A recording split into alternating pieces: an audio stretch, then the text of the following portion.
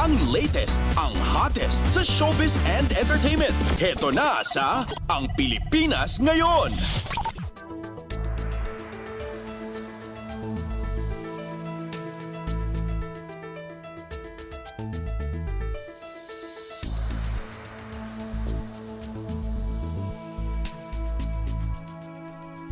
Halo! Magandang araw sa ating mga chismoso. At chismosang nag-aabang ng ating mga trending na balita sa mundo ng showbiz. Ito na ang ratsyada ng ating mga chika.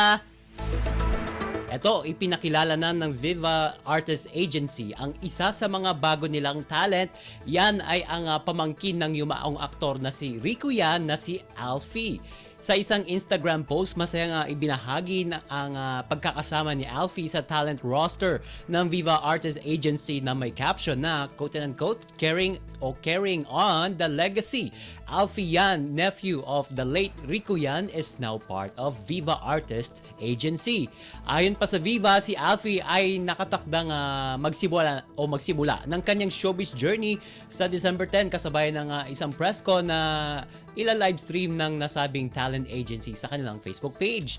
Sa comment section ay tila ramdam ang pagkasabik ng ilang netizens at fans, lalo lang ng mga fans ni Rico Yan, lalo na't kahawig daw talaga ni Rico ang pamangkin nito.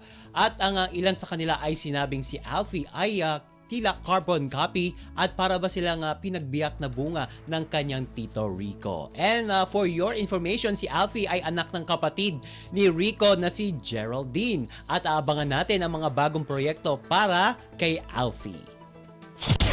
Ang latest, ang hottest sa showbiz and entertainment. Heto na sa Ang Pilipinas Ngayon.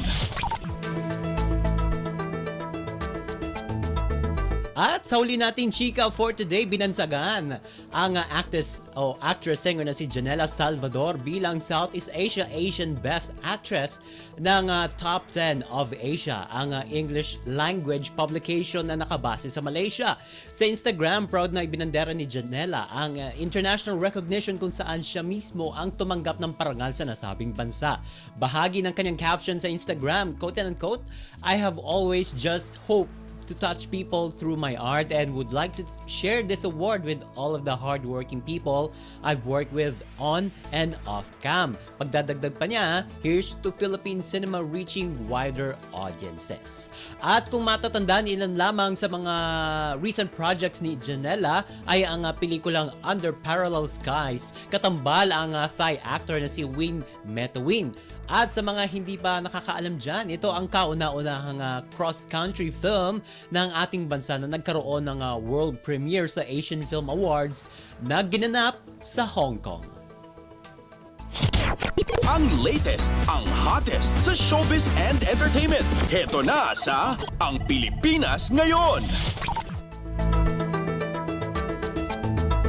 And OMG, wala na tayong sapat na oras para sa ating balitang artista. Maraming salamat mga ka-chismis sa pakikinig sa aking mga chika for today. Ako po si Mama JT para sa Radyo Pilipinas World Service. Ang latest, ang hottest sa showbiz and entertainment. Heto na sa Ang Pilipinas Ngayon.